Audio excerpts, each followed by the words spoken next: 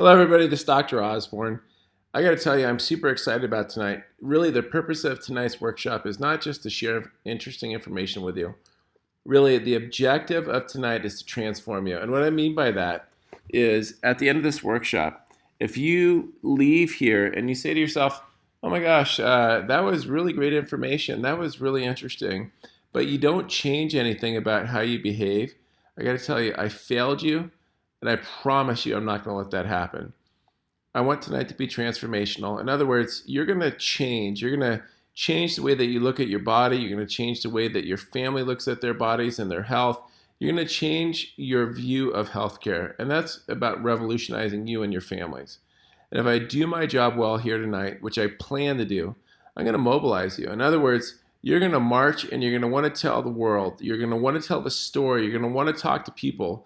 Because during the workshop tonight, I promise you, you're going to start thinking of people and you're going to say, oh, man, I need to tell that person. I wish they were here listening. This person needs to hear that, and that person needs to hear that. So really, my goal tonight is really to equip you. So I just want to tell you a little bit about myself. We've been in practice in our office between Dr. Sherry and myself. We have over 50 years of combined experience. And what that does is that gives us perspective. We about 30% of our practice is pediatric, not because we're trying to fix broken children. We're trying to prevent having broken adults there. And I got to tell you this is that there is no more important time than now. This generation, this is the first generation of kids that really isn't expected to outlive their parents. And as much as we tend to let our kids eat junk food and not exercise and take lots of medications, we think that they can just get away with it. And the tendency for kids is that they're going to think that they're just going to burn off their calories because they exercise. They're not going to get too diseased or sick because they're kids. But the reality is there isn't any more important time than when we're growing up as kids to have nothing but the best. Everything that you feed them is eventually going to be an organ. Basics of nutrition show us that the foods that you consume turns into living flesh. So the Twinkie you eat becomes your eyeballs. What is that thing called? Oh darn it! I can't even remember it. It's the Lunchable. There you go.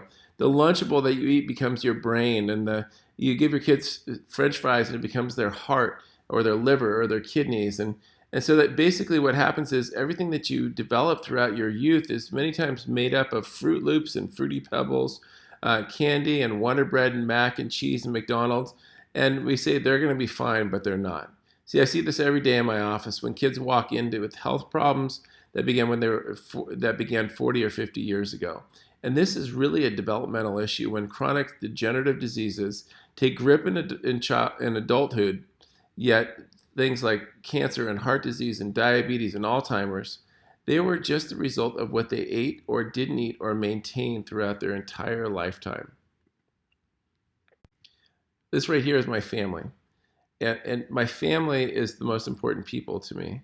They're the reason for the mission. And I have to tell you, everything we're going to talk about tonight is about the mission. And the mission is we want to really empower kids. We want to empower families to live healthier lives through chiropractic care and an integration of the 5 essentials.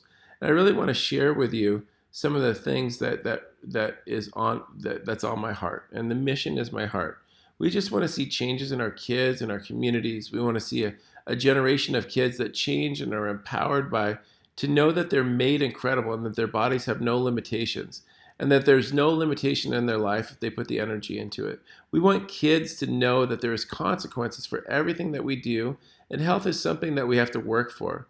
I mean, we love that we're seeing more and more kids in our office, but there's more and more kids going to the doctor also. We want our kids to stay healthy and well, and our goal is to change the mindset of this generation moving forward.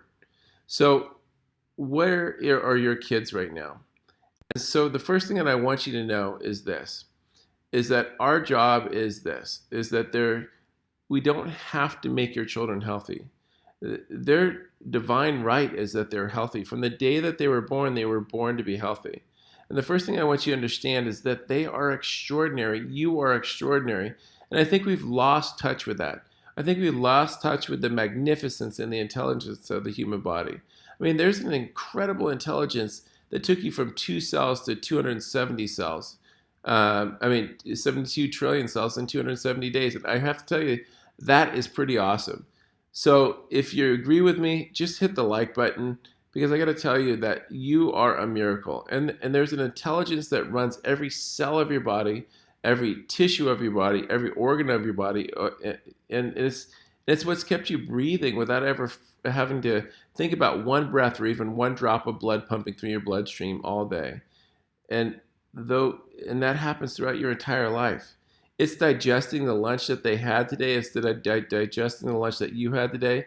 And it's bringing those amino acids where you need them and essential fatty acids where you need them. So the quality of your life's trajectory is something that every opportunity I get to teach, and I call this the chiropractic message. And I like to give people a very simple understanding of what it's like.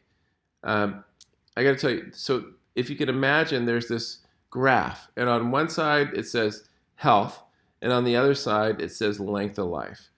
Do you understand what I mean by quality of life without a big explanation? And the thing is that how many people think about their quality of life? They just think about today many times. How many people think that what our lives should look like? Probably not. Most people don't think what they should look like. They only look like what they are looking like. So what I'm here to tell you is that what is possible. I'm not here to tell you that you're going to live a life without any challenges, but what I'm here to tell you is that there's a totally different trajectory of life available out in front of you. And what I'm here to tell you is that I've seen in practice over the last 25 years and almost 20,000 cases is that this is possible, that you can have an extraordinary life. You see, I firmly believe that there are two lives waiting for you. There's one of possibility and there's one of probability. And the life of probability is one that you just keep doing what you're doing, and you're probably going to get what, well, everybody else gets.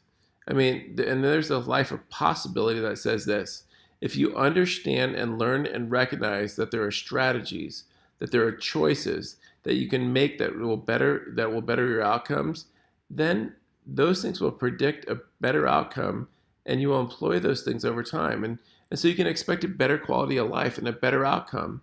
So just hit the heart button if you understand. Just give me a thumbs up if you like that.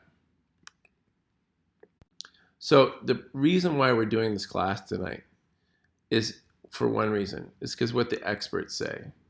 They say that it's about quality of life, because I'm making some assumptions here. I assume that we all want a quality of life. Am I right?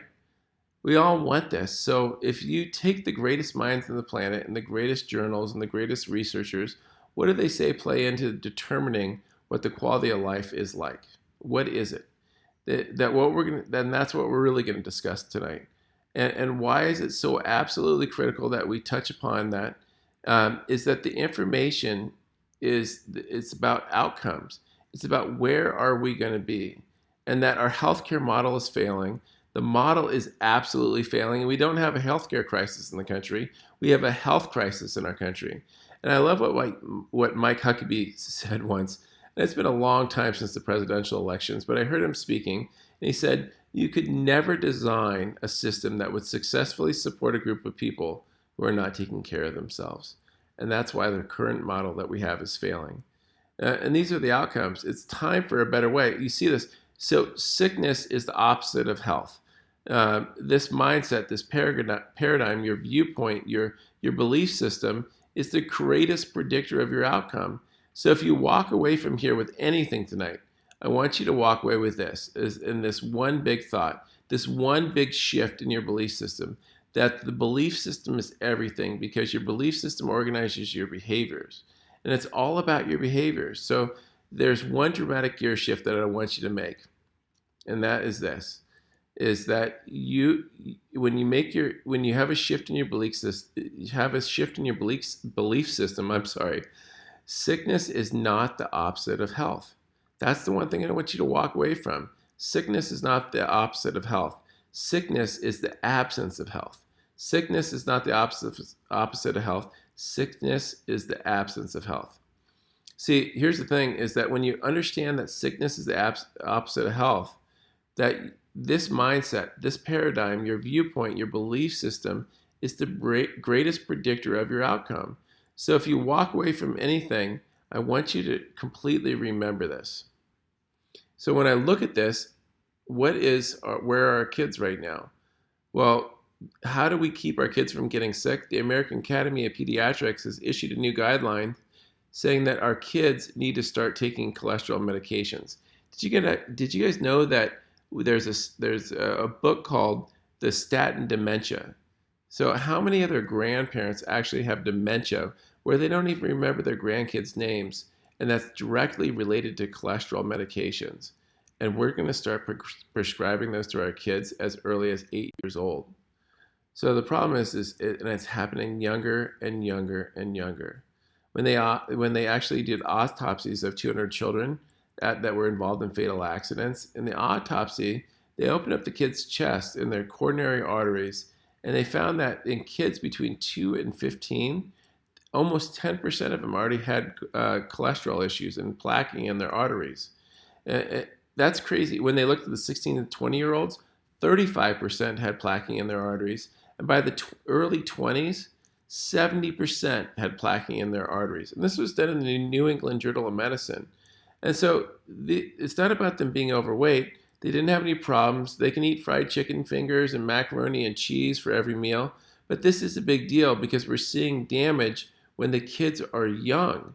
Think about that. When a child has 70% of children have plaquing in their arteries at 20, what happens when they're 40? Well, I'll tell you what happens where we're going with this. Right now, autism rates were in 2000 were 1 in 150, and now they're 1 in 68. That's not genes, people. That's our lifestyle. These cancer rates are from the 2010 census. They're going to be coming up by 2020, and imagine where these numbers are going to be. It's scary how many will have diagnosis with cancer, and it's scary how many don't take their health seriously.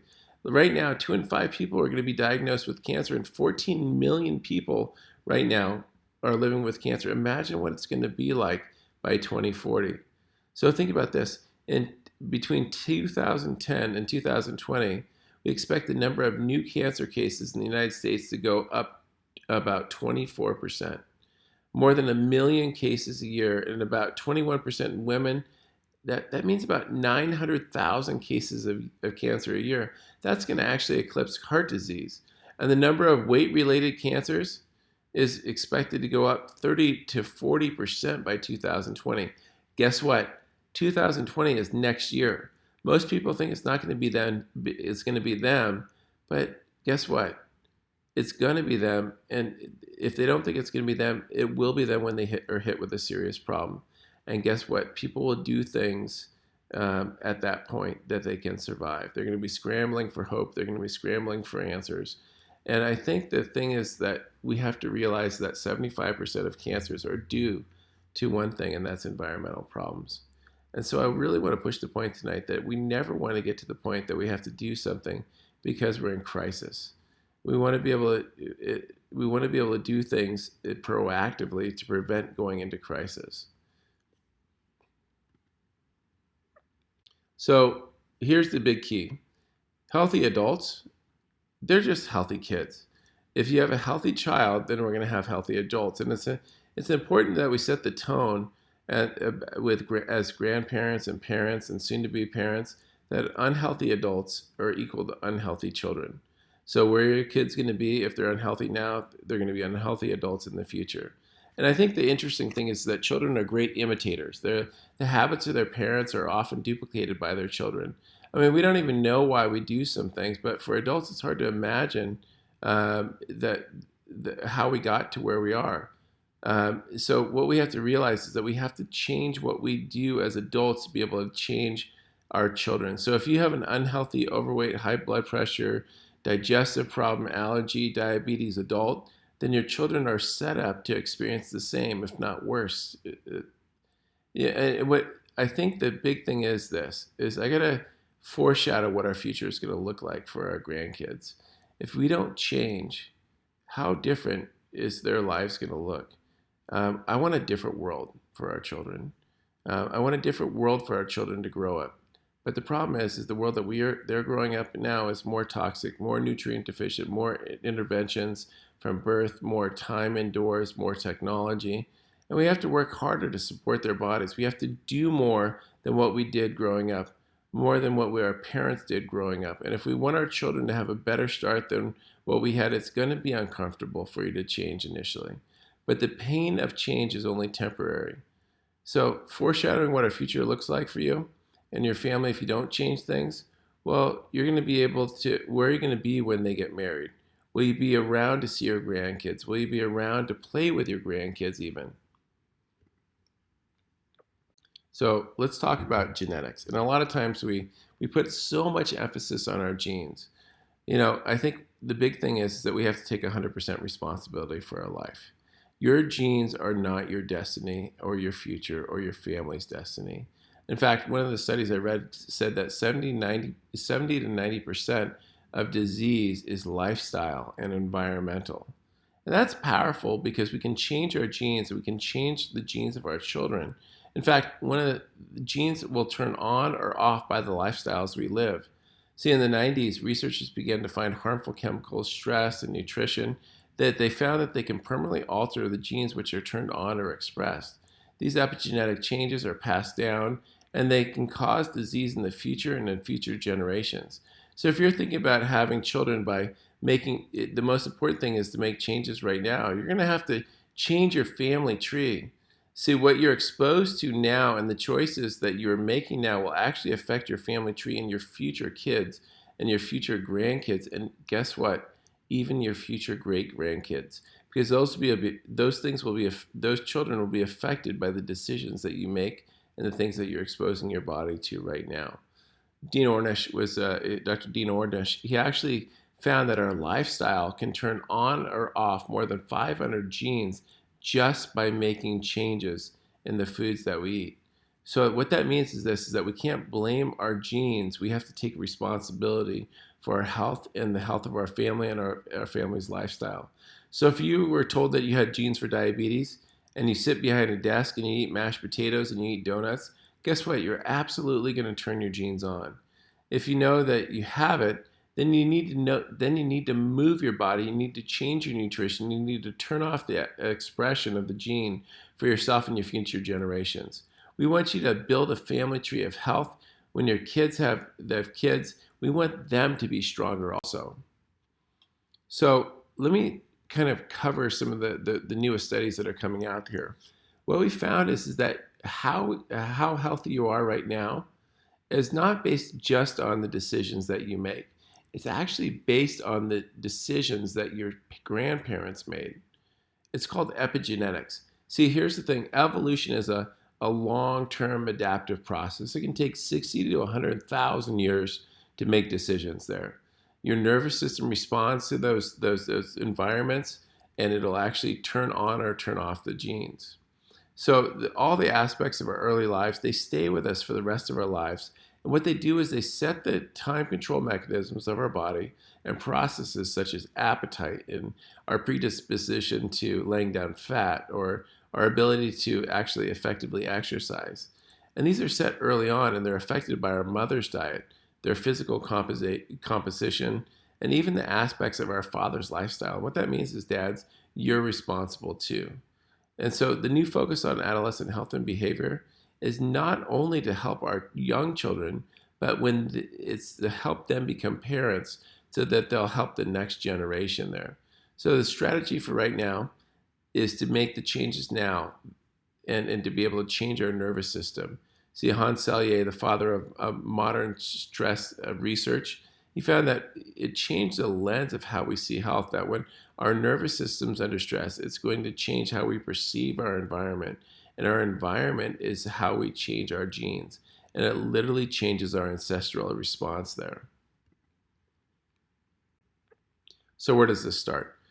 I guess the first place that we really want to start is with our microbiome. And that's really a big word for our gut. And it's important to understand that the immune system actually develops in our gut. In fact, I always ask our patients that if you could do one single thing that would have a dramatic impact on the life and health of your family and your children, would you do it? And they always say yes. And the big reason is that we would do anything for our children. So there's two things that we need to really have an impact to have an impact on our children's health. Number one is we have to take care of our children's nervous system because that's how we perceive the world that we live in. Number two, we actually have to take care of their gut. See, the microbiome, it's acquired starting at birth, and by the age of 3, it's really the same as adults. So most development in the first three occurs in the first 3 years of life, and it continues to early teenage years, but really not much more beyond that. So the gut that you have, the bacteria that you have, the microbiome that you have as a teenager really continues into life. So the health issues that we have, I mean, that's the number one thing we hear about all the time is the gut microbiome. Well, as adults, those were child issues that we developed there. So we're really strict with the child's microbiome because during the developmental period, and there's a reason you might be born like with gut issues, and that is because when we're born, we're really sterile, and as we come through the vaginal canal, we get covered with bacteria, which protects us, and they work with us they actually call it the probiotic gulp. So the very first probiotics you take are during the birthing process. Over 5,000 species of bacteria live in our gut, which really communicates with our brain and our immune system. 50% of our dopamine, 90% of which is our satisfaction hormone, 90% of our serotonin, which is our happy hormone, is actually made in our gut. So if you're an unhappy adult, we actually have to look back into childhood and looking at like where we started there. So the microbes in our gut, they communicate with the brain through the vagus nerve, and the microbes can literally hijack the signaling to the brain and cause us to crave certain foods, such as sugars and carbohydrates. I mean, certain microbes will cause you cravings to eat those sugars. And literally what you're doing is you're feeding the microbes that crave them, and they grow, causing more cravings there. So a lot of times parents will tell me that their kids crave sweets and not healthy foods. Well, could this be because they don't have a healthy biome? It takes a little bit of effort initially to make the change, and then they'll start to get the signals that'll tell them to crave healthy foods. And this is important because not only digestive healthy, but their thinking, their mood, and 70-80% of their immune system and their skin as well. So when a child starts with a compromised gut from the birthing process, it's actually going to have a long-term impact on their life there. So let's look at some of the things that happen when we have a weak immune system: type 1 diabetes, asthma, allergies, hay fever, dermatitis, eczema, food allergies, celiac disease, Crohn's disease, cancers. All these things that people don't normally associate with the immune system, they're all things that start in our gut. And all these things they're responsive when we have a healthy gut. So and that's one of the reasons why we always talk about probiotics in our office. It's my belief right now for at least the first 3 years of life, but probably for the first 18 years of life, that a kid should be on a probiotic powder. And the reason being is that, the kids are, that's when their immune system's developing there. That's the immune system they're going to have for life. So all we got to do is correct the imbalance. Maintaining a strong immune system and digestive tract. It's one of your kids' most important things that you can do for their well-being. Their digestive system is dependent upon a delicate balance of beneficial gut flora. And we really need to change our nutrition, but supplements are needed to correct where there's a deficiency. And supplements allow us to get out of crisis. And we don't need to rely on supplements, but the problem is we live in a world where we actually need to supplement for those deficiencies. We don't take supplements to make up for bad nutrition. It doesn't mean that you get to actually feed your kids extra sugar and then give them supplements there. It just means that they're trying to fix a problem. And so the probiotic supplement that I recommend is that it has a number of beneficial bacteria in the that will help support the gastrointestinal tract. And it's really going to restore the balance and promote optimal digestion and a healthy immune system. And it has about 6 billion CFU. That means colony-forming units of probiotics per serving. So that's why one of the first things that I recommend for a healthy family is actually having a good probiotic powder on a regular basis. But I guess the point is this, is that it's about stop interfering. There's like your children were designed to be healthy. And so I guess the biggest challenge I see is when we start interfering with that health.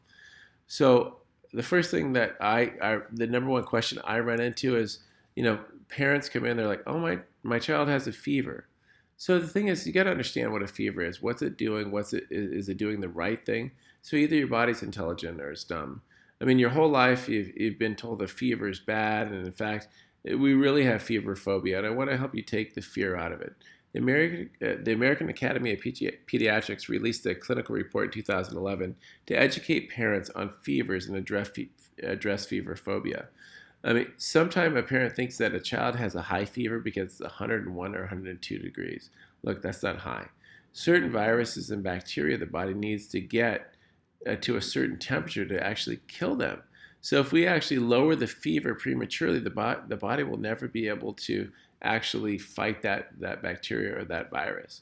So if not having other problems, if their child's not having other problems such as a respiratory issue, then we should support that fever. I mean, it should go down and not stay stuck. So as soon as you notice that they're fighting a fever, get them in the office first, get them checked first, because what's a fever? It should be, it's a time for your body to actually fight there. One of the things that we find is that when a child has a fever, many times when we adjust them, maybe the fever will actually go up a little bit. But that means is that the body is actually doing what it's supposed to be doing to be able to work there. So on a second note, a lot of times we'll try to make the child happy. We'll try to give them sugars and things along those lines. One of the things that we found about sugar is studies show that sugar will actually reduce the ability of the immune system to function by approximately 8 hours after we give it to them. So you give them otter pops, we give them all the like the juices to be able to hydrate them there, and all we're doing is actually making the problem worse. So really, I just really want to encourage you to focus on a child's well-being, to know if it's an emergency, but really they're just going to be tired, and that's like, think about last time you were sick. You were tired. You just didn't want to deal with somebody. But you got to know if the child is either being silly or they're not responding. Are their eyes rolling back? Or are they extremely lethargic? If that's the case, then that's a medical emergency. But really, I want you to keep them hydrated with just water. I mean, don't wake a sleeping child to constantly administer fever-reducing medication. And if you have any question, always give me a call, and I'll be more than happy to on my cell phone at any time of the day. But I just want you to leave you with this: the bacteria double every 20 minutes in your body. So your immune system, if it's suppressed for 5 hours to 8 hours after consuming sugar, guess what's happening to the amount of bacteria in the body? And the body has an army that will attack the invader. But when you shut it down by feeding your kids sugar, well, guess what? It's like an army without any ammunition.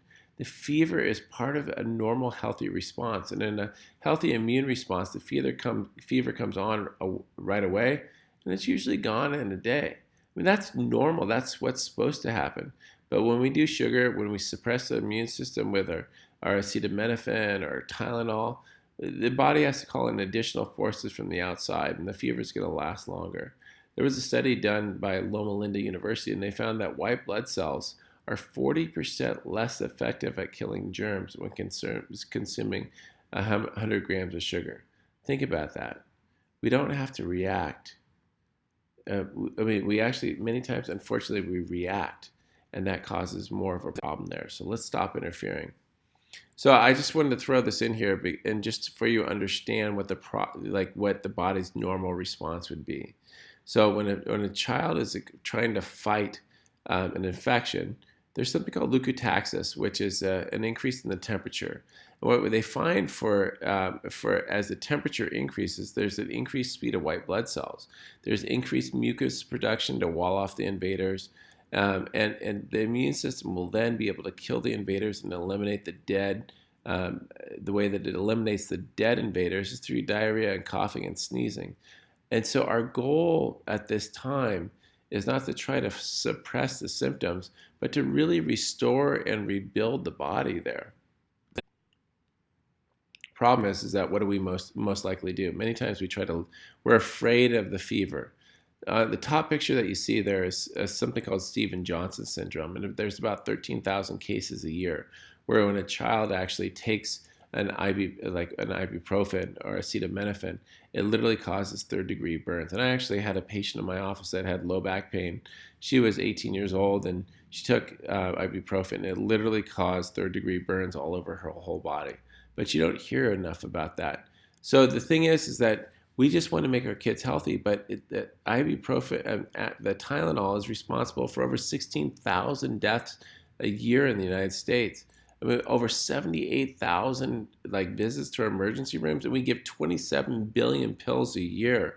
And what that does is it not only does it lower the fever, which interferes with the immune process, but it decreases the ability to build healthy joints, and it causes accelerated bone destruction. So I just want you to know that we just have to focus more on our what our children are strong at doing, which is fighting infection, rather than our own fears of our kids being uncomfortable. All right, so let's talk about chiropractic. And what the heck does chiropractic have to do with anything here? Well, look, so I come from the perspective, and you have to make this decision whether the body's intelligent. I mean, our bodies are designed to do everything. They're designed to deal with everything, unless there's an interference, right? And this is when we start to see disease and dysfunction. During pregnancy, the health of a mother's body begins to support this intelligent design, and unless there's an interference, and then we could see a problem with a child's development. And I really think that if you understand how and what this intelligence is, and we think that all we've learned over the past 100 years, and with all of our technology, that somehow we've mastered nature. But I really want you to keep this in perspective, because the human body is made up of about 75 trillion cells. That's a whole heck of a lot of cells. And every single one of those cells has an innate ability to regulate itself, to heal itself, and to more accurately recreate itself. And every single one of those 75 trillion cells has the ability to differentiate between what's food and what is not. And every single one of those 75 trillion cells has the ability to assimilate and to excrete. And every single one of those cells has the ability to move. And there are characteristics that contribute to what we call cellular intelligence. And these cells also have the ability to relate to and to function with other cells in an organized, coordinated, harmonious, and intelligent manner. And when these cells get together and do that, they form tissues. And these tissues, the tissue ability then starts to work, and we call this tissue intelligence. And the tissues have the ability to relate to and function with other tissues in an organized, coordinated, harmonious, intelligent fashion. And when these different tissues get together, they form organs. When the organs' ability, they start to function, and this is what we call organ intelligence. And when the organs have the ability to relate to and function with other organs in an organized, coordinated, harmonious, intelligent fashion, well, they get together and they form systems, and these systems, it's what we call system intelligence. And even the systems have the ability to relate to and function with other systems. And we call that intelligence.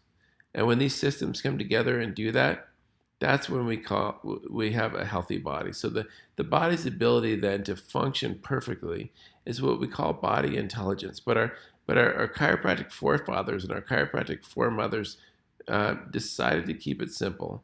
And we call this intelligence innate intelligence. And that's all innate intelligence is. It's not a thing. It's not tangible. It's a term that we made up to describe the self-healing, self-regulating nature of the body. It's a term that we use to describe the body's ability in every cell within to be able to function perfectly. So you got to remember, you have 75 trillion cells, and it can only do one thing when it's connected to a power supply, and that's to function 100%.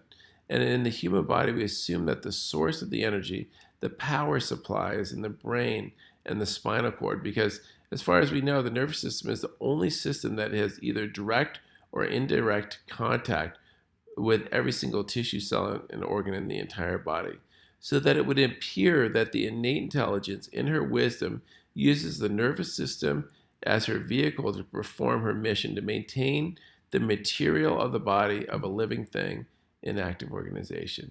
In chiropractic, there's something called the 33 principles, and that's the principle number 21, which means that as long as the brain is connected to the body and the body to the brain, all of our cells' innate intelligence will be fully expressed through every single one of those cells. And the cells will function as they were designed to function, and those tissues will function as they're designed to function.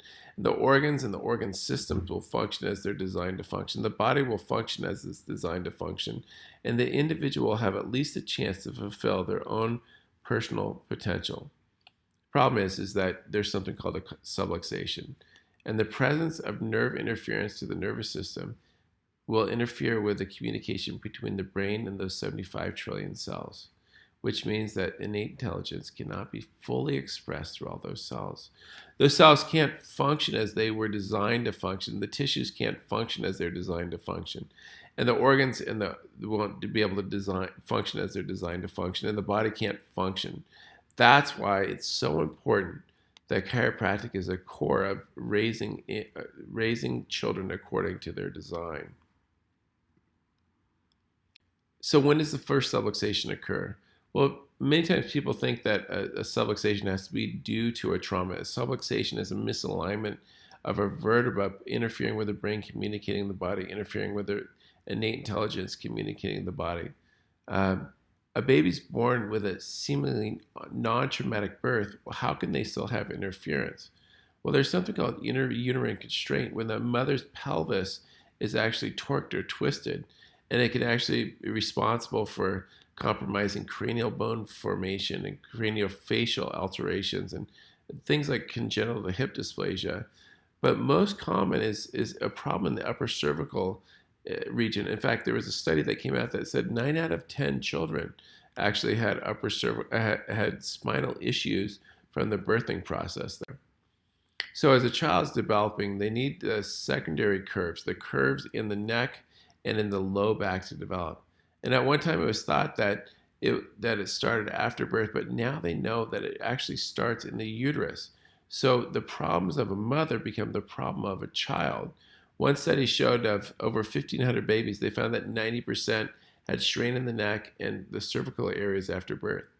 The problem is if this goes uncorrected, it's going to interfere with their development. There is a blocked nerve pulse at the atlas can lower resistance to infection, especially in the ear and the nose and the throat.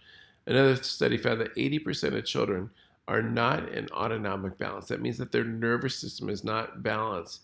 And what that can do is cause sympathetic overdrive, such as hyperactivity and issues focusing and lack of emotional control and decreased digestion, things like decreased immunity. And many times this happens during a C-section delivery or a delivery when any intervention like such as vacuum extraction. Many people think that a C-section is safe, but it's actually very traumatic to the baby. So these restrictions can lead to the child not developing the secondary curves in their spine. They'll start to lose their forward neck curve and their low back curves. Babies with these misalignments will not be able to take tummy time, and parents will they're going to overuse many times parents will actually overuse like the baby carriers and the bouncers and the swings and the walkers that they're convenient, but they're not good for spinal development, and they're not good for the nervous system development. They're not good for a child's ability to express their intelligent design. So when I take a picture of a 7-year-old and they have a reverse curve and the parent asks me how this happens, I know where it begins. It could have happened in utero, but it could have also happened throughout them raising them as a child there. So here's some of the warning signs that I think are really important. And they're common, but I got to tell you, they're not normal. Something is causing it, and you just have to find out what it is. An inability to latch when nursing, favoring to one side when nursing, heartburn. I can't even understand how, like, a doctor would say that a child has heartburn. Doesn't he want to find out the truth, and instead of giving him a purple pill or something for the stomach acid there? Constipation or excessive gas, sleep issues. A lot of times people think that a child not sleeping is an issue of being a child, but it really is an issue of stress to the nervous system. Things like respiratory stress and recurrent ear infections. Those are all nervous signs of nervous system interference there. So I just want you to know that the body can adapt. The body's intelligent. The body has a design, and if we don't use it the way it was designed, it literally is going to break down. So eating right, exercise, and detoxing, these are all important. But the most important, we need to make sure there is no interference with the nervous system so the body can actually function and heal. So why can one child receive 49 doses of a vaccine, of 14 vaccines, and seemingly have no reaction, yet another has reaction after only one vaccine? The reason is that they can't adapt. Why can one kid eat at McDonald's and eat sugar and rarely be sick, yet another eats gluten-free, organic, raw, and yet it's ridden with allergies, asthma, eczema? The reason being is they can't adapt. So this is like one of the saddest cases that I have, but it was two twin brothers. Both received the same medical care. Both were the same parents. They had the same genes. They had the same doctor. They had the same food. They had the same everything. They slept in the same room. The only difference is that one of them on the left, Connor, who's neurotypically healthy, this is his initial x-ray. You see the curve in his neck. And then Chase on the right regressed into autism. Why did one kid get become autistic even though he had the same genes and the other one didn't? There's only one reason, is that one could adapt and one couldn't. So regardless of symptoms, diagnosis, and history, what is the one system that needs the thorough, specific, and scientific evaluation on a regular basis in every single person and every single child? It is the spine and it is the nervous system if we want to keep our kids healthy. So this is one of my favorite families right here. They're actually having another one. That's little Renzo right there. But one of the things is that if you haven't been adjusted since birth, if you haven't had your spine maintained since birth, there's gonna be issues, and we have to be mature about it. So adjusting babies isn't like adjusting adults. There was a study in the Journal of Pediatrics that said there's a lot of children actually getting care in the United States. They actually estimate that about 30 million pediatric visits occur in the United States. So it's really common, and the reason being is that it's safe. We don't prescribe drugs to kids, and it's only focused on restoring health, but most importantly, working on prevention. So it's about helping those kids, the families, learning to take responsibility for their life when they're young. And this sets the standard for the rest of their lives. So I think the thing that we think about is that our kids are healthy, but what we really want to focus on is making sure they're healthy. So many kids, they just don't know. So many people don't know that there's an option for healthcare for their children. They think the only thing that their healthcare plan is their vaccine schedule. And I always ask patients, if there was one single thing that you could do that would forever impact the health of your child, would you do it? And the answer is always yes. And the answer is get your well baby checked today to make sure your kid's nervous system is functioning properly. I mean, people know that they're lost and they're struggling. There's that study that I was talking about in the Journal of Pediatrics was talking about 30 million visits. What are those patients doing? They're getting their kids healthy. So we want to make sure that they learn to take responsibility for their lives and their health. So the first step that I really want to talk about is really minimizing toxins. And the problem is that toxins are seen as a silent killer. So the problem is that you don't see them, but we have 4 billion prescriptions ingested in the United States every year. That's the number one toxin that most people are exposed to. We have chemicals in our food. We have chemicals in like around us, and only like a small percentage of them actually been researched for being healthy or safe for us. And then none of the research has actually gone into seeing if they all are healthy and safe as they work together. Our inside of our houses are 5 to 100 times more toxic than the outside air. And I think the crazy thing is that the average person ingests between 140 and 150 pounds of additives every year. That's scary. When we start thinking about like things like the PCBs that were widely used in furniture foam and electronics and flame retardants, those are the things that end up on the floor of our house when the kids walking or like crawling around on his hands and knees. Um, but those things are like have been associated with memory and learning and developmental problems as well as endocrine disruption and cancer. And they're crawling around on their hands and their knees. And what do kids do? They put everything in their mouths. So I don't know if you guys have heard of this study, but it's called the 10 Americans study. And it's really, for me, one of the most important things that studies that was done. It was done in 2012 by the Environmental Working Group. And what they did is they took blood samples from 10 Americans who had no direct exposure to toxins. And the reason they had no direct exposure to toxins is that they were just still in utero. But what they found was they had 287 chemicals that were found in the umbilical cord blood going into the baby, on average 200 per baby. 28 waste products, 47 consumer products like Teflon and Scotch Guard and flame retardants.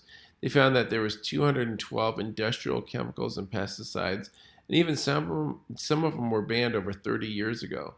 And this is extremely dangerous because a baby in utero has no blood-brain barrier. So the toxins could get right into their brain, and the babies are the most vulnerable to toxins during the 9 months of in their development. So what's interesting is 134 of these chemicals were found to cause birth defects. 154 were hormone disruptors. 186 caused infertility, and there was 130 that were immunotoxic, and 158 that were neurotoxins like lead and PCB and mercury and DDT. Neurotoxins mean that it's toxic to the brain. And this is before we're even born. And that's why we talked about probiotics, but I also recommend that kids detox on a regular basis. We think that they're fine, but it's the bioaccumulation of a lifetime. We can't avoid exposure to toxins altogether. It's literally impossible in the world that man's created. We need to work harder to really minimize the ongoing exposure with things we can't control. So for things we can't control, we need to remove the interference in these toxins, and you're going to find that in the Align Your Health book. That's a really great place to start. But we also have an we need to avoid ongoing exposure and detox as a family at least twice a year. That's the absolute minimum. If you're not detoxing twice a year, you're losing the battle. I say the minimum really should be about once every quarter. But ideally, you should be detoxing on a regular basis because your kids are exposed to toxins on a regular basis. So combine your kid's favorite beverage. You can put the powder in your kid's favorite beverage. It's a gentle, safe detox. It breaks down the two major organs of elimination, the digestive tract and the liver. It has a lot of fiber in it, and apopectin. It's combined with probiotics and really promotes regular bowel movements. It alleviates constipation, and it reduces inflammation. I think this is a very safe and economical, but more like conscientious a way to be able to protect your kids moving into the future. So I'm going to talk about nutrition, and this is one of those areas that's kind of a hot button because a lot of times parents tell me their kids need to eat. Well, the problem is the amount of nutrients in our food has been declining over the years. A study, they found that there was 12 different, when they studied 12 different vegetables in 1975, and they compared them to 1997, they found that the average calcium levels had dropped 27%, and the iron levels had dropped 37%, and the vitamin A levels had dropped 21%. And what that means to you is this, is that, we're trying to keep our kids healthy. We think that we're doing a pretty darn good job. But if you go back a decade or like a generation, they're already deficient as compared to what our parents or their grandparents did. And this generation of kids is exposed to way more nutrient deficiencies in a toxic world, which is a problem that we didn't have to deal with as we were growing up as parents. Problem is this, is that what happens in the next generation, we are what our parents ate. And they found that like when a mom had an unhealthy diet, they found that there was long-term irreversible health issues. And even when the child's diet changed, it was still affected how they metabolized food. And it really had a long-term health impact there. So sperm and an egg comes together. This is where it begins. So what does the average American early life look like? It's the medical life from birth that birth is the disease process. Birth is a natural process, not a medical procedure. But the problem is that the food the mom eats sets up problems in childhood or turn off our genes. One thing that I'm always going to talk about in every single class that I talk about is going to be vitamin D and how it interacts with our DNA. See, vitamin D is a receptor. It's a protein. It's not even really a vitamin. And it attaches itself to our DNA. So for approximately 10% of our DNA to work, we actually have to have vitamin D. So when we slather on all and I'm sorry about this, but the slather on like the sunscreens and things like that, it prevents our bodies from getting vitamin D from the sun. We're finding more and more of our kids are vitamin D deficient. And that leads to lowered immunity. It leads to inflammation. It leads to mood changes. But more importantly, it leads to them not being able to express themselves genetically as they were designed to. So where do we start? So sometimes I'm going to say do this or do that, but here's what we don't want to do. Is we don't want to pack Lunchables. We don't want to pack bags of chips. We don't want to pack desserts. We don't want to pack fruit drinks, which have all kinds of sugar. Look, I know they're convenient. I know that they're easy, but it's the long-term effects that we're looking at. There was a study that was done that said 70% of moms are going to gravitate towards chemically laden foods and low-fat foods, which means they're more processed and more refined.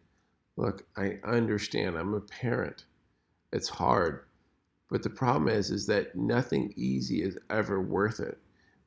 When we take the easy way out for the foods that we put in our kids' mouths, there's going to be long-term consequences for them. So what we want to do is we want to increase the proteins, such as prepping a bunch of organic chicken breasts ahead of time, cutting it into cubes for easy eating, like hummus and raw cheese and seeds. We're starting to look at our carbohydrates. Veggies are a great source of carbohydrates. They're filling and they have high fiber, which actually bind with the sugar and pulls it out. They can dip them into the hummus, and they can find a healthy dipping sauce that they would like. Things like berries and apple slices and pickles and coconut wraps. Cutting fruit and veggies into smaller pieces. Kids are going to be much more likely to eat them. Things like good fats, sliced olives, hard-boiled eggs, sprouted seeds, avocado. They're all going to help with long-term energy. And that's really what we eat our food for, is energy. But most important, I would say, is water. A lot of times we feel like we have to give our kids something to drink. The only thing that's free-flowing throughout this whole world is actually water. So I would really encourage your kids to learn, to love, to embrace water. The reason why we do this is that it really comes down to 98% of the atoms in your body aren't going to be here from a year from now. But what are the next 98% of the atoms that come in? And those atoms come primarily from food. So it's absolutely true. You are what you eat. I mean, think about what an amazing opportunity this is. If you mess up your health over the years, you can start all over again and you can have a new body in 90 days. See, when you eat, you're either enriching your life or you're damaging it. And you're enriching your kids' lives or you're damaging it. And I think a lot of us rationalize that living unwell may shave a year or two off for our lives, but that's not big of a deal. Really, the reality is how you manage your beliefs and your stresses and what you eat, and it can make the difference of 5, 10, or even 20 years in yours and your children's lifespan. That's the difference between being able to see your grandkids and not see your grandkids. And that's a difference of, like, if the average person lives to 80 years old, that's an extra 20% of life that your child can have just through a little bit of effort, just through a little bit of discipline, just through a little bit of direction and education there. So here's what I want you to remember is what we eat is how we feel. Your kids feel happy, they feel sad, probably look at what you're eating. How we feel, though, affects how we think. Think about that. How we feel impacts how we think, and that comes from the foods that we eat. And so what that means is that what you eat impacts what you think. So are we going to spend $20,000 a year on sending our kid off to school to get a good education and they can't even think well because we want to save money on food?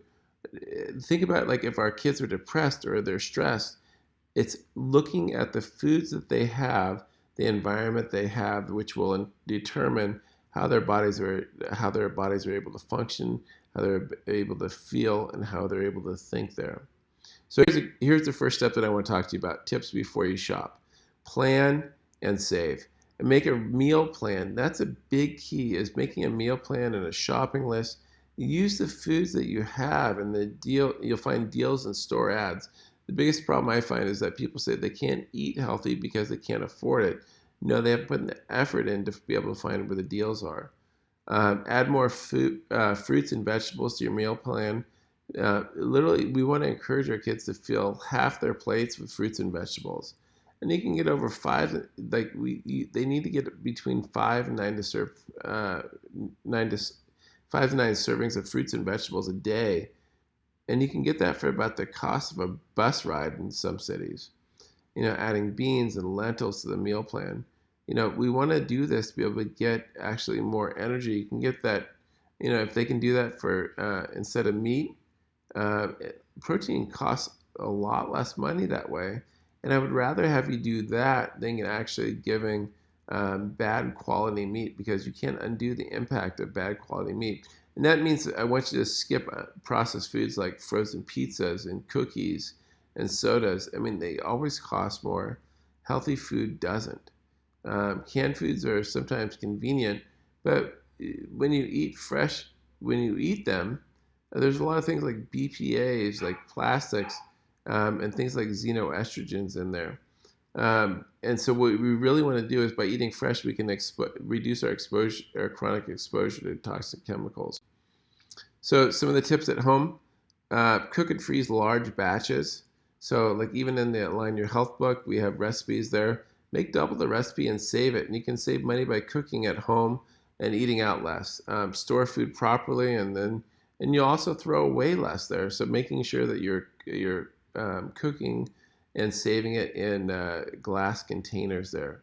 Grow your own vegetables. You don't need a backyard, just some containers and a sunny window. It's great for interacting with the kids. They'll actually feel part of it. Community gardens are also many times they're out there for free. So really, cook, freeze, and grow. That's really the keys that I want you to remember. Sometimes at the stores, we want to stock up to save money. Foods that last include rice and beans, cooking oil, and frozen foods. But the cooking oil we want to make sure that we're getting is healthy cooking oil, like olive oil and coconut oils there. So I want you to buy extra when they're on sale. You always try to check out unit prices, because they'll give you a better idea of what what the actual cost is there. And buy them from bulk containers if your store has them. Always look for bargains on fresh fruits and vegetables. Use the price tracker to find good deals on fruits and vegetables. And fresh produce prices can drop when they're in season. And that's when we want to eat our fruits, like the fruits and vegetables, when they're in season, not out of season there. I mean, think about it. Like, where do you get an apple in the middle of winter? It has to come from somewhere. And many times they pick it before it's even ripe. Always compare labels. Healthier food usually has less saturated fat, less trans fat, less sodium, and less sugar. Look for deals at your farmer's market. Someone will give them to you. And in fact, what I've found is that if I start shopping at the end of the night, uh, or at the end of towards the end of the farmer's market, they're going to start cutting us deals there. So what not to buy at a grocery store? Salad dressing. Salad dressing is always going to add about 100 to 200 calories to your dinner. You do the math on that, 200 calories. There's 3,500 calories in a pound of fat. So for every 17 times that you eat a salad, you're going to gain a pound of fat. So learn to make homemade dressings with 3 or 4 ingredients. Pre-shredded cheese is convenient, but did you ever wonder why it doesn't melt? Because your body can't digest it. So companies that make those bags, they cut the cost by adding non-cheese fillers, including wood pulp and things along those lines. So make sure you grate your own cheese.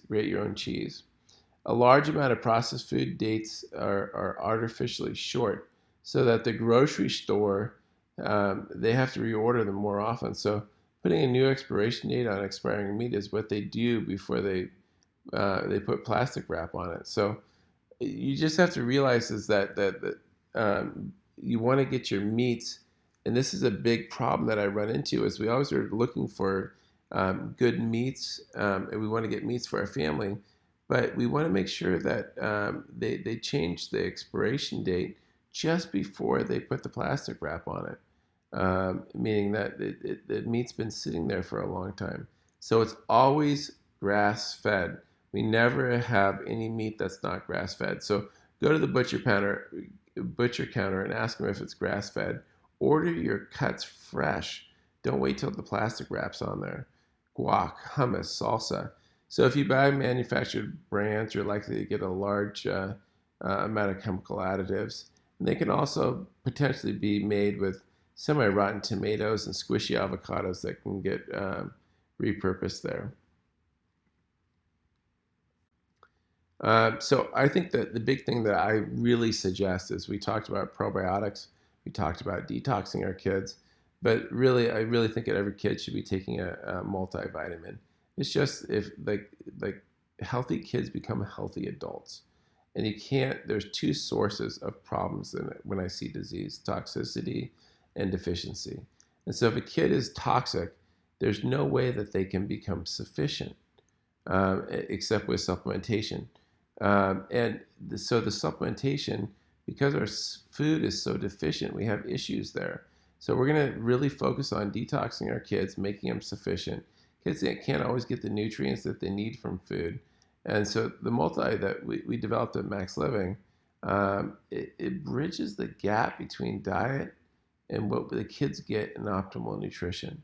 So each tablet, it contains like vitamins and minerals and bioflavonoids and fermented superfoods there. There's no sugar or fructose or artificial sweeteners or colors or flavors. The other thing that's really important is omega-3s. And so omega-3s are absolutely essential. Omega-3s are what builds a child's brain.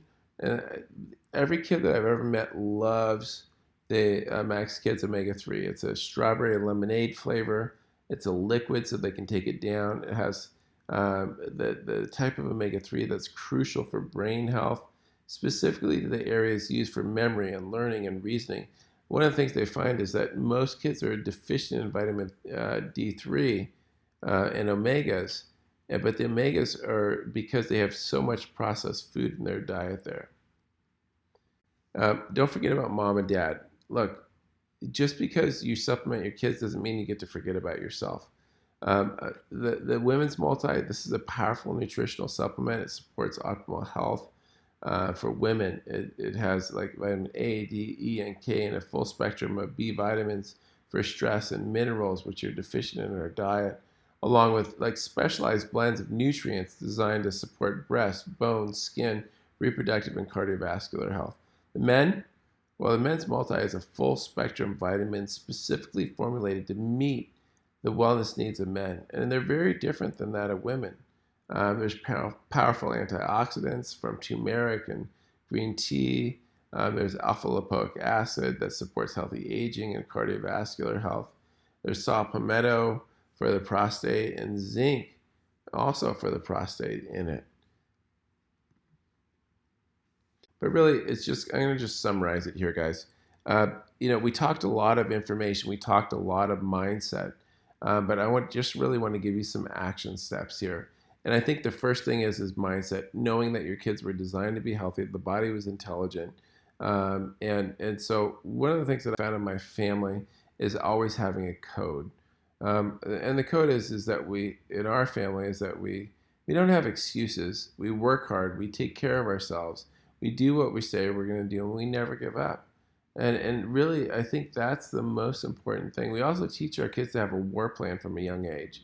And we have a schedule that our kids do. And what that schedule, that war plan does is allows them to go be warriors in their life, to be able to have organization, to be able to reduce the stresses that they have. But I really think that, a lot of times people will say, oh, that's just too much. Well, I think discipline equals freedom. Discipline starts with waking up early in the morning. And when you impose discipline, when someone else, there's a difference between imposed discipline. And imposed discipline is when someone else makes you do what they want you to do. Self-discipline is when you take control of yourself, when you push and you do the hard things. So don't worry about motivation. Motivation is just a feeling. It comes and goes.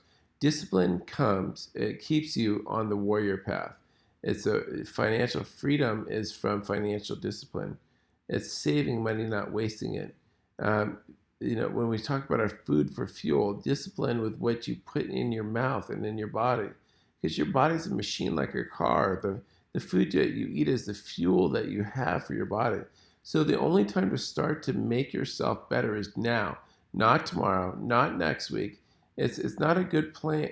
That's not a good plan. Like living a healthy, fulfilled, discipline-free life, it takes a good plan, and that's what Maximize Living and the 5 Essentials is all about. It's the plan that you can discipline and execute it. So as a parent, I'm going to suggest that you read the Align Your Health book. And if you're willing to do the work, you can do just about anything. Because the problem is fear is in the waiting. Fear lives in the moment, that powerful moment between when you decide what you're going to do and when you do something. And the only way that you can ever overcome fear is by actually doing something there. So here's the next steps. Number 1, I want you to focus on getting your kid's nervous system checked. That's the intelligent lifeline through your body. That's the single most important thing that you can do to have a radical impact on your child's health there. Keep your kids moving and avoid them sitting for long periods of times and not looking down at the dumb cell phones and the iPads there. And so I'm going to give you a challenge. Just get rid of screen time for a week. Maybe just giving them only an hour of screen time. Get rid of screen time before bed, TVs, computers, phones. Have your kids start practicing affirmations. The world's giving them affirmations. Why don't you choose the affirmations that you want to give to your kids? Planning family workouts together, doing things that you can do to make yourself stronger, make your kids stronger, and to have them see you as an example.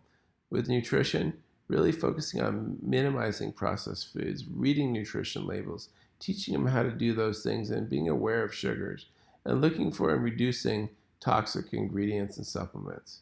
There's all kinds of recipes on our website. Go to drtjosborne.com, and you'll be able to see a lot of the recipes that you can use for your kids. But really, I just want you to remember that the first thing is that the more engaged you are, you have to understand that this is a learning process. Get your kids' nervous systems checked. But the first thing is we got to realize that there's a problem. Our kids are sick.